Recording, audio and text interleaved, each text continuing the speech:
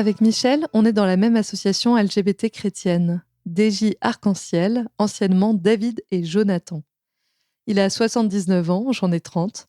Il est depuis les années 80 dans cette association, moi depuis 1 an et demi.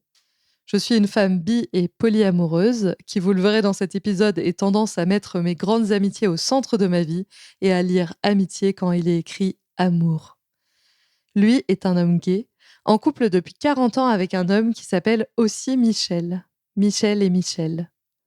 Je l'ai invité à mon micro pour qu'il me parle de son parcours et des 2 essais théologiques et éthiques à destination des couples chrétiens et homosexuels qu'il a publiés. Toutes les informations pour vous procurer ces ouvrages sont en barre d'informations et je vous laisse, sans plus tarder, avec ces échanges précieux.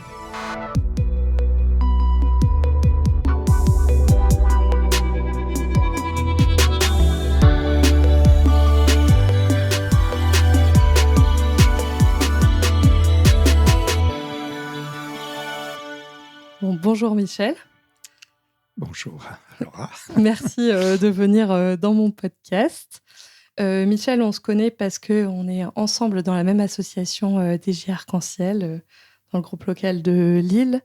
Et je t'ai proposé de venir dans mon podcast, notamment parce que tu es l'auteur de 2 ouvrages d'éthique chrétienne en direction des couples homosexuels. Un premier ouvrage qui s'appelle Chrétiens homosexuels en couple, un chemin légitime d'espérance, sorti en 2018, où tu places les fondements éthiques possibles de cette vie de couple dans une perspective chrétienne.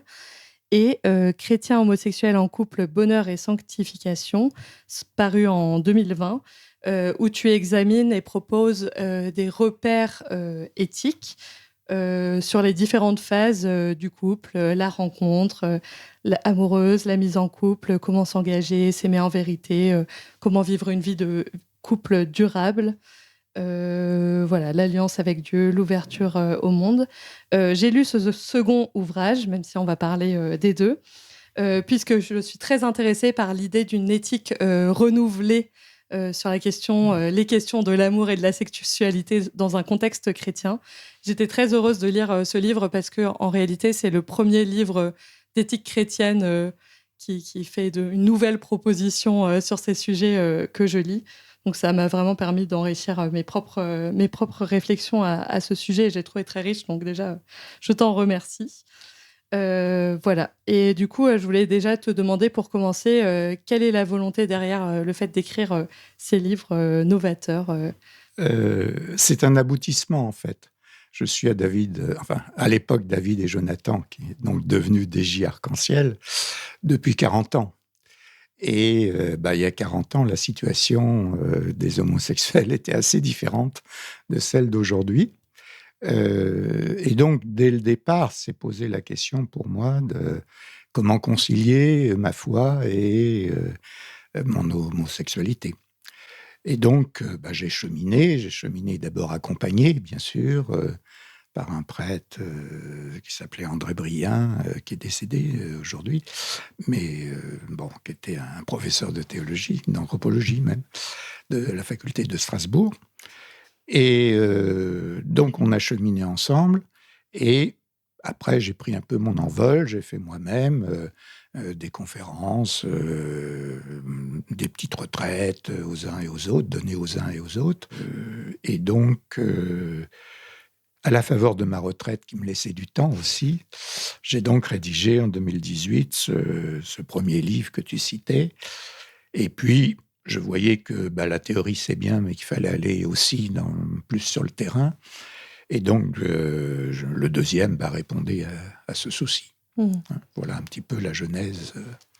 Oui, parce que du coup, pour te situer, donc tu es catholique pratiquant depuis toujours, c'est familial ? Non, pas du tout. Ah. Mon parcours a été un peu en zigzag, dans la mesure où, comme enfant, j'ai été catéchisé, parce que dans la famille, ça se faisait. C'était une famille très catho-sociologique. Mm-hmm. On se mariait, on mourait, on baptisait les enfants, et on les catéchisait. Et puis, le soir de la première communion, c'était fini. Il n'y avait pas lieu de faire autre chose. On a eu les cadeaux, tout était dans C'est l'ordre. bon, c'est fait. C'était fait. On Tout a était suivi dans l'ordre. toute la chorégraphie Voilà. chrétienne Bon, et puis c'est fini. donc, c'était fini. Oui. Et ça a duré longtemps, puisque je n'ai retrouvé la foi que en 4e année de licence, puisqu'à l'époque, la licence en droit était en 4 ans, par un long dialogue, longs échanges avec ma logeuse. J'étais à Rennes, à la faculté de Rennes à l'époque, et je logeais dans une chambre d'étudiants à côté. Mais cette femme était délicieuse, très catho, bretonne, mais intelligente. Et donc, petit à petit, je me suis converti, mais alors, il faut peut-être que j'entre dans d'autres détails liés à ma sexualité aussi. Ah oui, comment est-ce que c'est Voilà. ça? À quel moment dans ce chemin? Alors, la prise de conscience d'être, en tout cas, attiré par les hommes, parce que le mot homosexualité à l'époque, ça n'avait pas grand sens, mais la conscience d'être attiré par mes camarades de classe, ça, c'était très présent. Et de fait, c'était en 4e, donc j'avais à peine 14 ans. Je suis tombé très, très amoureux d'un de mes condisciples, donc de ma classe. Je m'en suis ouvert à lui, autant qu'on pouvait employer des mots à l'époque. Lui m'a fait comprendre que on était amis, c'était très bien comme ça, mais que voilà. Bon, il m'en a jamais voulu d'ailleurs parce que j'étais en vacances avec lui, ses parents m'ont reçu. Enfin bref, on avait des liens assez étroits, mais qui, de son point de vue, étaient des liens d'amitié, alors que moi, j'étais dans les flammes de la passion. Et en plus, à ce moment-là, une passion platonique finalement. Oui. Ça existe. Voilà, ça existe. Mais à ce moment-là, on est encore dans cette chorégraphie chrétienne où, en même temps de ça, en tout cas traditionnellement, il y a des confirmations de fait. Oui, à l'époque, on confirmait la même année que la communion solennelle. Ah oui, ok. Oui, ça faisait partie de la série. Ouais. Et donc j'étais en fait sans préoccupation religieuse, de sorte que l'homosexualité, cette passion suffisait à elle-même. Il n'y avait pas de conflit. C'était voilà. Et donc, ça a duré des années, parce que ça a duré, en fait, jusqu'à qu'on soit en faculté. Mais quand il a eu fini son école, il est parti en Afrique, il s'est marié là-bas, enfin bref. C'était tout à fait impossible de garder des liens.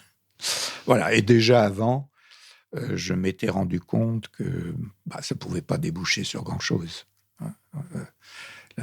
En vieillissant, quand même, je me rendais bien compte qu'il fallait vivre autre chose. Il fallait vivre autre chose, et j'étais quand même toupiné, comme on peut dire, par cette question de foi, parce que je me posais quand même des questions, non pas tant par rapport à l'homosexualité, encore une fois, ça ne posait pas problème pour moi à l'époque, mais comment pouvait-on aimer Dieu et aimer, comme je l'aimais, ce garçon? Oui, l'enjeu était finalement plutôt inverse. Absolument. La question de l'homosexualité précédait la question en réalité de la foi. Oui, historiquement, c'est sûr. À 14 ans, c'était parti. Oui. Donc la question était plutôt comment réussir à lier. Est-ce que je peux avoir une foi? C'est à 20 ans, 21 ans que la question de la foi s'est posée. Arrivée, oui. Par ce dialogue avec ma logeuse qui m'a fait mûrir, si je puis dire. Et donc, je me posais la question, comment on peut aimer Dieu? Et puis, on ne peut pas avoir deux amours à la fois, etc. Peut-être encore des questions relativement d'adolescents, mais néanmoins. Et tout à fait par hasard, un jour, dans Rennes, je me promenais, même si j'avais du boulot, mais enfin j'ai vu une église moderne, et j'ai eu la curiosité, mais d'un point de vue esthétique, d'entrer dans cette église pour voir son architecture, comment c'est. Voilà. J'y suis rentré, j'ai regardé ce que j'avais à voir, et puis à la sortie, il y avait un présentoir avec différentes revues, et à l'époque, il y avait, je ne sais pas si ça existe encore, il y avait Fête et Saison, qui était une revue. Et j'en vois un sur l'amour chez Saint-Jean. Pourquoi j'ai acheté la revue? Voilà. Et là, en lisant différents articles, et notamment un, ça a été comme une révélation. L'amour humain découle de l'amour de Dieu, tout simplement. Il n'y a pas contradiction, mais l'un est habité par l'autre. Et bon, voilà. Et donc, la question était réglée d'une certaine manière. Et comme je le disais tout à l'heure, petit à petit, cet amour s'effilochait parce que bon, c'était plus possible. C'est l'amour de Dieu qui l'a emporté. Progressivement, je me suis mis à lire beaucoup de choses. Je suis allé faire une retraite à l'abbaye de Saint-Vendry, donc en Normandie. Et là, j'ai fait la connaissance d'un père qui m'a un peu aiguillé en me donnant des conseils de lecture et tout ça. Et donc, j'ai lu. Et ça a progressé, si je puis dire. Entre-temps, je suis entré à l'école de la magistrature. J'ai été nommé magistrat. Je me suis fait nommer au Havre pour être près de l'abbaye. C'était plus facile. J'y allais régulièrement, presque tous les dimanches, sauf quand j'étais de permanence. Et donc, voilà, et un beau jour, je dis, qu'est-ce que je fais de ma vie, quoi. Et à chaque fois, cette question de l'homosexualité, elle était était un peu librement... oubliée. Okay, à l'époque, elle était un peu oubliée. C'était un peu reparti. J'étais dans l'autre chambre. Voilà. Bien sûr, je voyais bien des beaux garçons, hein, mais ça n'allait pas plus loin. Hein. Et donc, un beau jour, j'ai fait le pas. Je suis rentré dans l'abbaye, au moins pour voir un peu, parce qu'une chose est d'être à l'hôtellerie, une autre chose est vraiment d'être dedans. Hein. Et bon, l'expérience, très vite, je me suis rendu compte que ce n'était pas là ma place, mais néanmoins que la vocation religieuse était forte. Hein. Donc, évidemment, on parle avec le père abbé, et lui m'a redirigé très vite vers les dominicains de Toulouse. À l'époque, les dominicains de Toulouse étaient réputés pour leur liturgie. C'était la liturgie d'André Gouze, je ne sais pas si tu connais, mais qui a eu ses heures de gloire. Et donc, c'était de très beaux chants. À Saint-Vendry, on chantait en grégorien, mais c'était de beaux chants français qui avaient du sens. Et donc, je me suis inséré sans problème dans cette vie religieuse dominicaine. J'y ai fait mes études de théologie, précisément, hein, en suivant le cursus, et puis en sautant certaines années, parce que j'étais quand même docteur en droit, et donc on m'a dit... Il y avait quelques formations qui se succédaient. On pouvait aller un peu plus vite. Et donc, tout allait bien. J'ai fait d'abord profession simple, comme on fait, pour 3 ans, et puis après, au terme des 3 ans, il fallait faire profession solennelle. Ça correspond, enfin, en fait, je suis un peu perdue dans ce... Oui. Bon, étant protestante moi-même. En fait, en tout, ça fait 5-6 ans. Quoi. D'accord. Profession simple. Et du coup, ça correspond à des diplômes, provisoires. À des vœux, oui. Ce sont des vœux provisoires. C'est-à-dire, ce sont les mêmes vœux, hein, mais ils sont pour un temps donné. Hein. Il y a beaucoup d'ordres religieux qui n'ont que des vœux provisoires, notamment chez les femmes. Oui. Hein, chez les sœurs, c'est souvent ça. Chez les jésuites, on fait vœux solennels aussi très tard. Hein.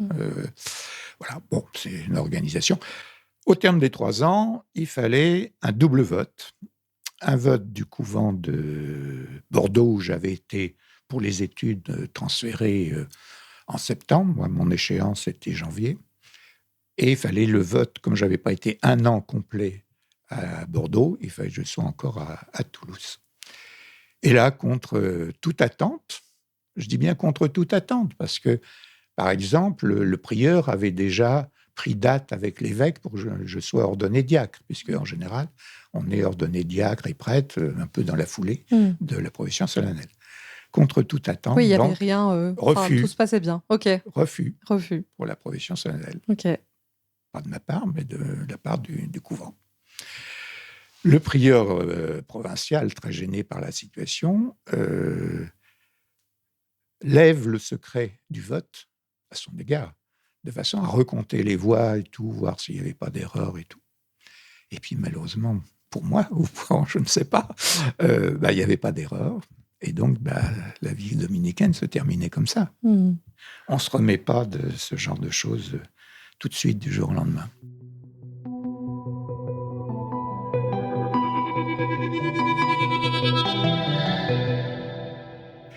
Et donc, j'irais l'air un peu piteux, j'ai repris la magistrature. La magistrature, évidemment. Qui t'ont repris. Oui, heureusement. Oui. Alors, c'est peut-être la providence, mais je n'avais jamais démissionné. J'étais en disponibilité. Ouais. J'ai une vie de fonctionnaire. Donc. Tout à fait. Et c'était prudence. Oui, je ne le savais pas, mais j'ai appris plus tard que M. Sauvé, qu'on connaît pour l'ancien président de la SIAZ et tout ça, mais avec qui j'ai travaillé quand j'étais au ministère de la Justice, avait fait, lui, un parcours chez les Jésuites. Mais il a eu l'imprudence de démissionner et il a dû repasser le concours de l'ENA. Ah, ça, c'est moins sympa. C'est moins sympa. Bon, je ne le connaissais pas à l'époque, donc ce n'est pas son exemple qui m'a influencé. Et c'est peut-être mon caractère normand, plus prudent. Bref. Et donc, c'était en 1982. Les choses, je me dis, ça va passer, on va se remettre. Mais que faire de sa vie, quoi? Oui, c'est un peu le désert. En plus, les deux pans, la question de l'amour et de l'homosexualité, la question de la foi et de l'appel. Il n'y avait plus rien. Ouais. En 85, j'ai senti que ça n'allait pas, qu'il fallait faire quelque chose. Et donc, ma démarche a été d'entrer à ce moment-là à David et Jonathan, puisque c'était le nom de l'époque. Que tu as découvert Alors, j'ai découvert, parce qu'à l'époque, il y avait un petit journal. Ok, parce que moi, j'ai découvert sur journal Instagram. Guépier. Ah oui. C'était le seul moyen de communiquer. Il n'y avait pas d'autres médias. Okay. Voilà. Mais c'était un journal qui avait... C'était quoi comme journal c'était un journal pour les homos. D'accord, oui, c'est ça. Oui. C'était un journal communautaire et qui a parlé de David et Jonathan. Des adresses de restaurants, des saunas, de tout ce qu'on voulait. Qui avait des articles de fond aussi. Et dans lequel David et Jonathan faisaient sa pub. Normal. Mais ça veut dire qu'à ce moment-là, tu renoues aussi avec cette homosexualité. En tout cas, tu découvres ce journal. Parce qu'elle devenait quand même très exigeante, si je puis dire. Et que, comme magistrat, c'est aussi un aspect, on a une obligation de réserve qui, il me semblait tout à fait exclu de pouvoir fréquenter, je dirais, les lieux habituels qui pouvaient exister à l'époque. C'est aussi ça. Et comment rencontrer quelqu'un? Comment faire? C'est pas simple. Et donc, je suis entré, j'ai été accueilli, plus exactement. On frappe à la porte et on est accueilli dans cette association. Et très vite, j'ai été accueilli vraiment de manière très, très chaleureuse. Un théologien qui arrivait à David et Jonathan, c'était quand même un événement. Et donc, il y avait 3 prêtres à l'époque qui étaient un peu les pivots de l'association, à Paris en tout cas, dont un qui était ce professeur de théologie de Strasbourg, qui était en retraite déjà à l'époque, et qui, j'allais dire, m'a pris un petit peu sous son aile, quoi. Voilà. Et donc, assez vite, puisque c'était ceci peut-être en mars, et qu'en juillet suivant, l'association organisait chez un autre prêtre, qui était pilier aussi de l'association, mais plus dans la partie convivialité, organiser une fête dans sa propriété de campagne. Donc, juillet 85, on m'invite à cette fête. Bon, c'était pas trop dans mon caractère d'aller aux fêtes, surtout que le contexte n'était pas joyeux pour moi. Mais j'y vais, dans cet esprit de dire faut faire des choses, quoi. Faut se sortir un peu du caca où l'on est. Et donc, on demande à quelqu'un de me conduire, car je n'avais pas de voiture à l'époque. Et ce quelqu'un s'appelait un Michel Descamps. Voilà. Donc, on a beaucoup causé dans la voiture, et puis, voilà. Ça, donc, un autre adhérent de DGR. Un autre adhérent qui lui-même était assez récemment, un petit peu plus vieux que moi dans l'association, mais pas beaucoup. Et puis, on a fait connaissance après de manière plus ample. Et en octobre suivant, ce qui a été quand même assez vite. Rapide. En octobre suivant, on se mettait en couple. Et voilà, nous y sommes depuis 40 ans. 40 ans, oui. Parce que j'ai vu 35 ans sur le livre en 2020. Je me suis dit, mais du coup, 2025, 40 ans. Voilà. Et nous allons fêter ça dans au mois d'octobre. Incroyable. En faisant une messe d'action de grâce pour ces 40 années.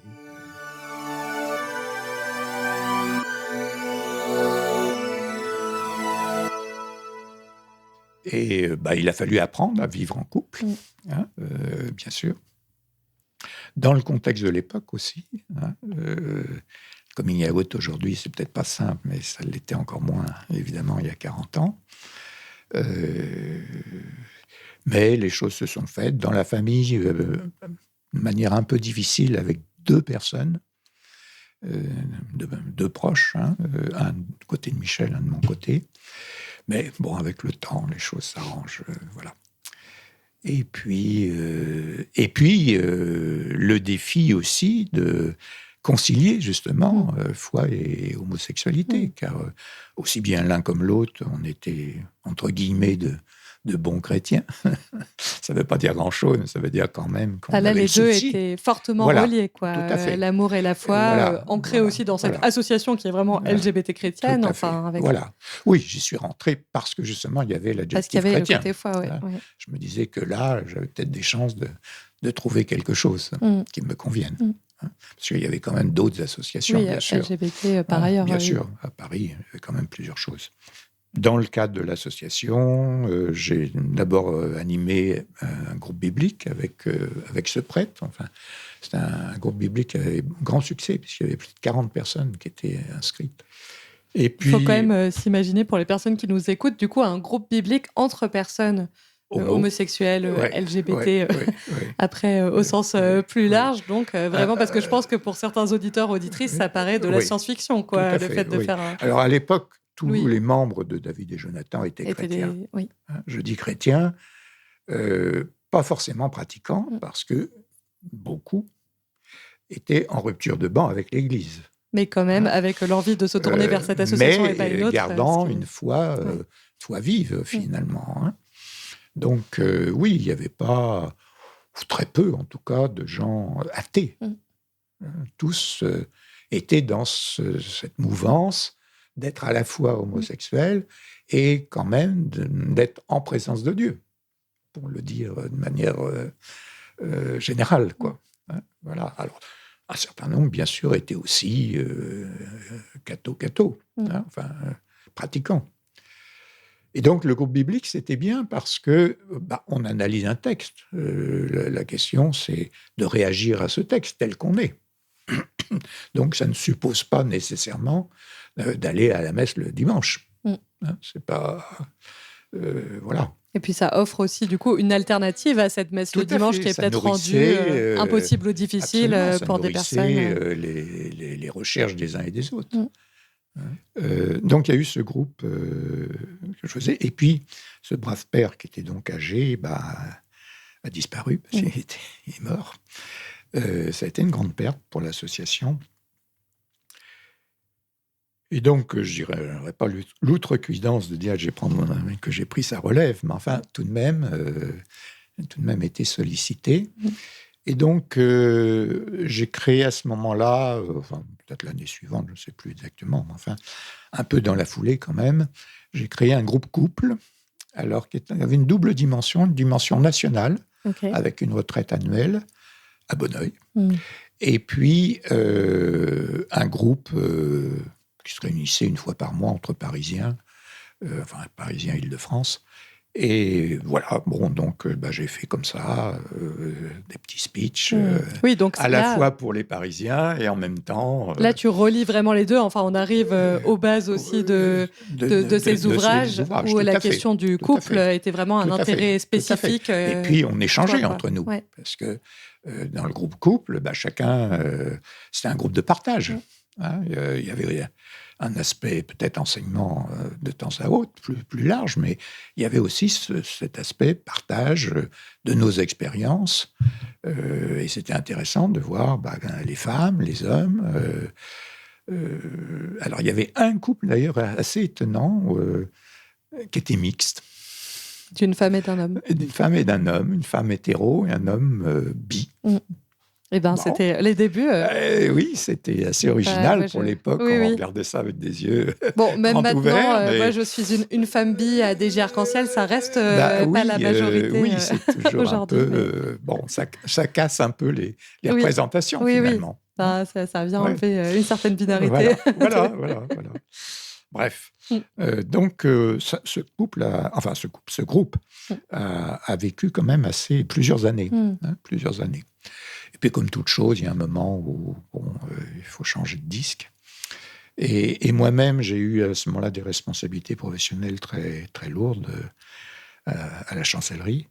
Et donc, j'en demandais plus, parce que, je me suis mis un peu en stand-by. Oui, on sait ce que ça peut être des engagements associatifs dans le temps que ça prend. Donc, on n'est pas sortis de David, je dis on, nous, Michel, les deux Michel, puisque Michel et Michel. Il se trouve que mon ami s'appelle aussi Michel. Lui aussi avait des responsabilités en tant qu'ingénieur sécurité dans une grande banque. Donc, le boulot à ce moment-là a été premier. Et puis, la retraite est arrivée, et à ce moment-là, avec 2 ans d'écart, puisque moi-même, je suis 2 ans plus vieux que Michel. Une fois qu'il a été, lui aussi, à la retraite, il a souhaité venir à Lille, parce que toute sa famille habitait Lille, et que, il voulait se rapprocher, qu'il en avait marre de Paris, enfin bref. Et nous nous sommes installés à Lille, et j'ai repris contact avec l'antenne locale lilloise, où je connaissais déjà certaines personnes, notamment... Oui, puisqu'on se fréquente annuellement avec nos groupes thématiques, nos rencontres. Et que les retraites que j'avais pu faire au plan national faisaient que, j'étais connu quand même. Voilà, donc les choses ont progressé. Il y a eu un moment où je me suis dit, faut quand même arriver à mettre tout ça par écrit dans quelque chose d'un petit peu plus réfléchi. Et c'est comme ça que ces ouvrages ont vu le jour, donc dans l'ordre que tu indiquais. En écrivant, on met encore plus au clair aussi, parce que ça oblige à aller un petit peu plus loin, même si c'est pas de la haute théologie, parce que fallait que ça reste. Surtout le premier, je tenais à ce que ça reste lisible par d'autres homosexuels chrétiens qui souhaiteraient un petit peu s'interroger et réfléchir, disons. Voilà. Donc, fallait pas non plus faire une exégèse des textes trop poussée.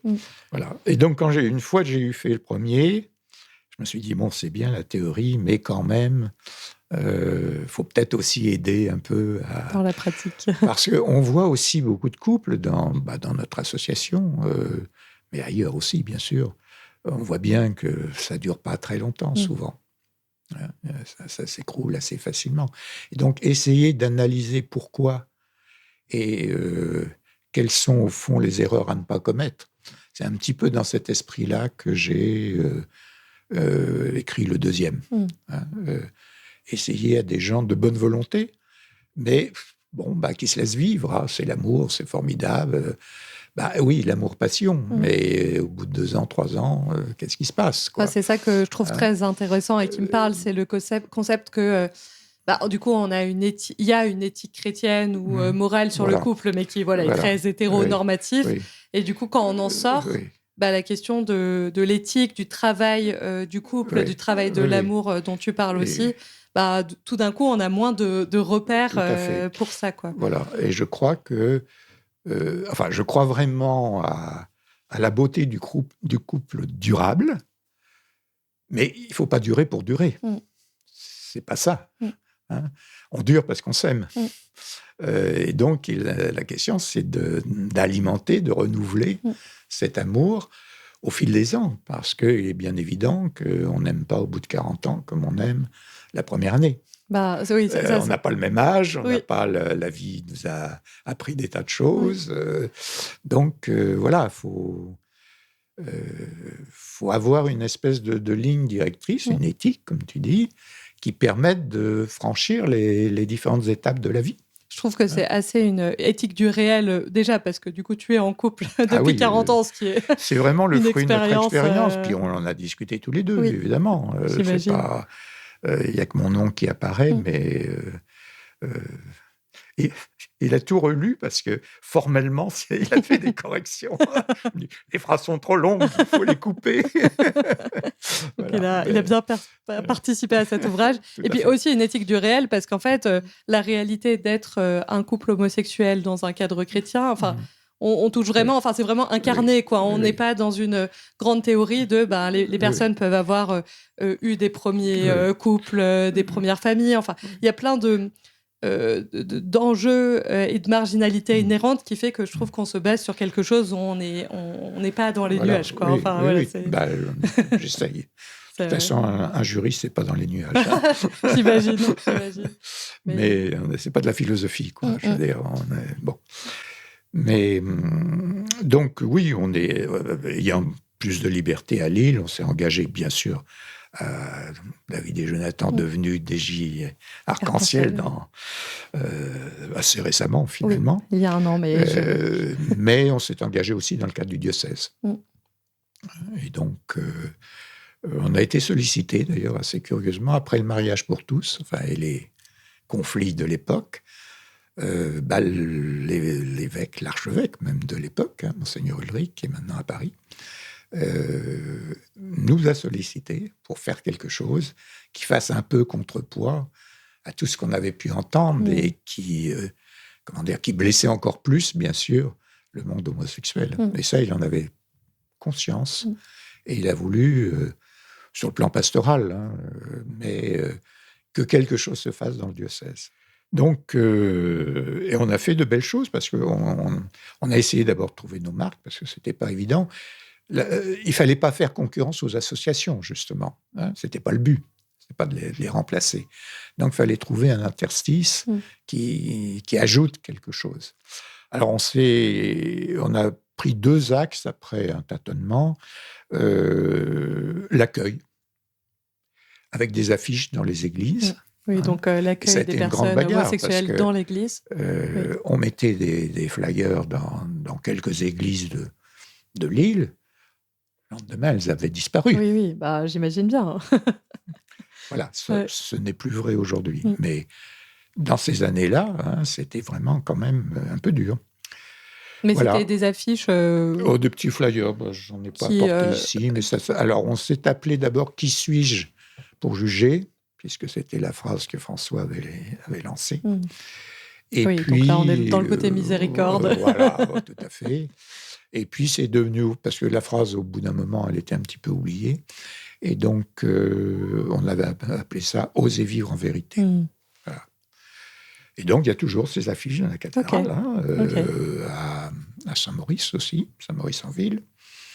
Mais on a encore récemment des gens qui viennent demander un rendez-vous pour parler. Alors, voilà, des fois, il n'y a pas de suite, ça ne va pas plus loin, c'est vraiment l'accueil, on essaye de faire le point, puis les gens repartent. Voilà. Et puis, alors, une fois par an, à peu près une fois par an, nous faisions une espèce de grand-messe.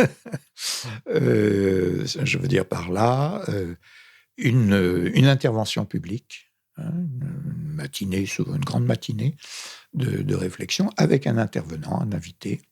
Moi-même, j'ai fait des commentaires sur l'exhortation à Maurice Laetitia, parce que l'exhortation que le pape François avait a écrit, a fait paraître après le synode sur la famille. C'était quand et qu'est-ce qu'il indiquait là-dedans par rapport alors c'était, en bon jésuite, un grand équilibre entre, d'une part, une reprise de la doctrine officielle, mais en quelques lignes, parce que c'était quand même pas le sujet. C'était la famille, c'était le couple hétéro, bien sûr. C'était d'abord ça qui était en vue. Mais il y avait quelques lignes sur l'homosexualité qui étaient à la fois une reprise, j'allais dire pour se dédouaner, sur le plan doctrinal, mais en même temps avec justement le souci de la miséricorde qu'il fallait accueillir, voilà, mettant l'accent sur la difficulté justement de vivre cette espèce de contradiction, à la fois pour les intéressés, mais aussi pour leur famille. C'était quand même assez intéressant. Et puis alors, il y a le fameux chapitre 8 de cette exhortation, qui est toute une réflexion sur les situations dites irrégulières. C'est le titre qu'il donnait à ce chapitre. Situations dites irrégulières. Dites irrégulières. Alors, ça visait principalement les divorcés remariés, bien sûr, avec, dans une petite note, les conditions pour qu'ils puissent éventuellement communier. Ce qui était, bon, quand même une ouverture officielle. Hein, ça se faisait, mais un peu en catimini. Là, c'était quand même bon. Et puis, tout ce qu'il disait était parfaitement applicable aux homosexuels chrétiens. Donc, il suffisait de transcrire, mais voilà. Et donc, j'ai fait ce travail, évidemment. De transcription, oui. Et ce chapitre 8 a ouvert quand même un peu les fenêtres. D'ailleurs, c'est un travail que tu fais beaucoup aussi dans ton livre de la transcription. Tu prends aussi beaucoup en référence des ouvrages qui sont pour des couples hétéros, que tu transcris dans ton livre. Et ce qui me fait rire dans ma lecture à moi, c'est que j'ai fait beaucoup de transcriptions personnelles parce que je donne pas la même place aux couples amoureux que tu le fais dans ton livre, mais il y a plein de choses dans ce livre où j'étais là... Mais ça parle de mes amitiés, quoi. Ça parle de mes envies de communauté, ça parle de mes amitiés. Et je trouve ça marrant. Mais en même temps, c'est comme ça que ça marche, quoi. Ce travail de transcription, il faut bien partir d'une base pour après la transformer ou l'adapter à d'autres situations. Et autant comme dans le premier livre, on faisait quand même je faisais de la théologie, j'espère du moins, autant comme dans le second, c'était pratique. Donc, il fallait s'appuyer sur des écrits de psychologues. Pratiques, oui. Psychologues du couple qui font part de leur propre expérience. Voilà, je me suis beaucoup appuyé là-dessus, pas seulement sur mon expérience personnelle, quoi. Ou du moins mon expérience personnelle révisée, à l'appui de toutes ces vérifiée ces recherches, par ces recherches. Donc effectivement, il y a beaucoup de citations d'ouvrages psy. Je pense que ça donne un poids à mes remarques. Bon, c'est pas simplement je, quoi. C'est aussi je vérifié par la communauté psy. Et évidemment, dans une perspective chrétienne, parce que c'est quand même ça le but aussi. Et donc, avec cette lecture un peu baptismale, je dirais, il faut passer par la mort et ressusciter.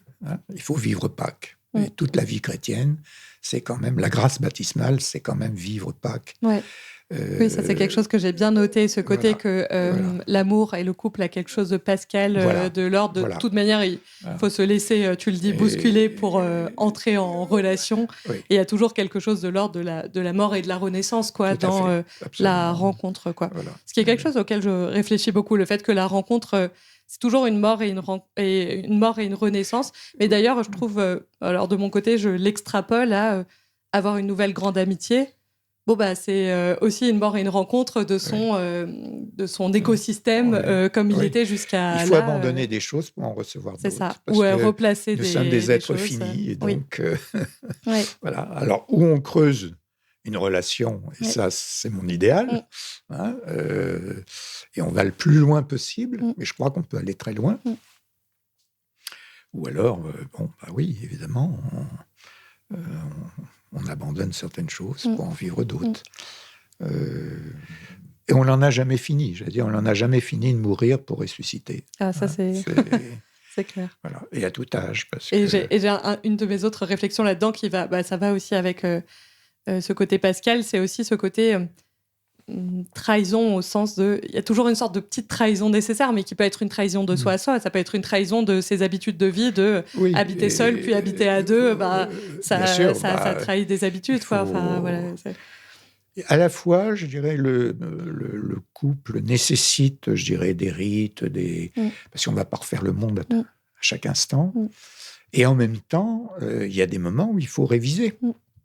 et changer les rites. Hein. Voilà, forcément tous à la fois, Oui. ça peut être dangereux, mais il y a un renouvellement qui est nécessaire et la vie se charge aussi de nous y changer, obliger. oui. Hein, parce que la seule constante, c'est le changement. voilà, et puis il y a le travail, il y a les maladies, il y a les déménagements, il y a enfin, je veux dire, il y a toutes sortes d'invitations à renouveler le contrat, hein, ce qu'on appelle le contrat du couple, qui est à la fois quelque chose qui permet une stabilité, mais qui ne doit pas être fermé. Voilà. C'est quelque chose qui m'a beaucoup plus ce côté de non-possession de l'autre et comment on est toujours en train de redécouvrir l'autre et d'honorer la liberté de l'autre et en même temps cette tendresse du quotidien, de cette stabilité. Et l'avantage de durer, c'est que les choses s'approfondissent et qu'il y a tout un côté contemplatif. Ça, j'y tiens beaucoup. On voit Dieu à travers l'autre. Et l'autre, en le servant, on sert Dieu. Bon, alors peut-être que pour avoir fréquenté beaucoup l'abbaye de Saint-Vendry dans la spiritualité bénédictine, le Père Abbé représente justement Dieu avec toute les dangers que ce genre de choses peut avoir. Hein. Bon, très bien, l'autoritarisme peut se produire. Mais je crois réellement qu'effectivement, dans le couple, petit à petit, il y a une profondeur qui fait qu'on accède à Dieu par l'autre. Et ça, c'est vraiment une grande grâce parce que c'est source de paix, on est fidèle, pas parce qu'il faut être fidèle, on est fidèle parce que c'est vivant, parce que ça vit, parce que... à mon petit niveau d'avoir 30 ans, en fait, à plein de moments de ce passage, j'ai pensé à mes meilleurs amis et à ma meilleure amie avec qui je suis amie depuis 15 ans et la reconnaissance de cette amitié qui grandit, de sa stabilité, de son importance dans ma vie, d'à quel point elle est vivante, de comment elle est créatrice. Enfin, et c'est clair que cette question de contemplation, de gratitude, du coup, je pense que mes relations les plus longues, c'est des relations amicales fortes. Et du coup, c'est à chaque fois ça qui me parlait en lisant cet ouvrage. J'ai des amis aussi de 50 ans, 60 ans. Hein, c'est... Parce que si on passe tout de suite à autre chose, ou trop rapidement, c'est évident qu'avant de reconstruire, de retrouver le même niveau d'approfondissement, le temps passe. Ça met un peu de temps, effectivement. Donc, et même quelquefois, si ça peut être un peu difficile, il ne faut pas se leurrer, la vie de couple n'est pas un long fleuve tranquille. Justement, ça passe par la croix, pour le dire en langage chrétien, mais bon, j'ai appelé le travail, justement, j'ai appelé le travail de l'amour, pour ne pas choquer et décourager, mais il y a un effort, quoi. Il y a un effort, il y a un travail, il y a une obligation, mais ça débouche sur justement cette résurrection et les liens. C'est là où on voit, pour reprendre mon itinéraire initial, l'amour de Dieu et l'amour de l'homme, l'amour pour un homme ou une femme, peu importe la nature du couple, je dirais, à ce niveau-là, on entre dans cette communion. Merci beaucoup. J'ai une dernière question, enfin deux. Qu'est-ce qui est aujourd'hui, là, sur ces sujets? Est-ce qu'il y a quelque chose qui est vraiment là, vivant en toi ou qui est un objet de réflexion actuelle sur ces sujets Alors, je suis depuis le début de l'année, enfin depuis avril, avec mon ami, nous sommes rentrés dans une résidence-service pour seniors, pour se ménager justement une retraite paisible et confortable. Très bien accueillis. Nous sommes le premier couple homo, je crois, dans la résidence. Voilà. Bon, donc une nouvelle première, une nouvelle première, mais bon, ça passe très très bien. Peut-être que le fait d'avoir les mêmes prénoms facilite les choses. Oui, parce qu'on nous appelle les Michel. Les Michel. Voilà, c'est les Michel. C'est ça. On ne va pas chercher beaucoup plus loin.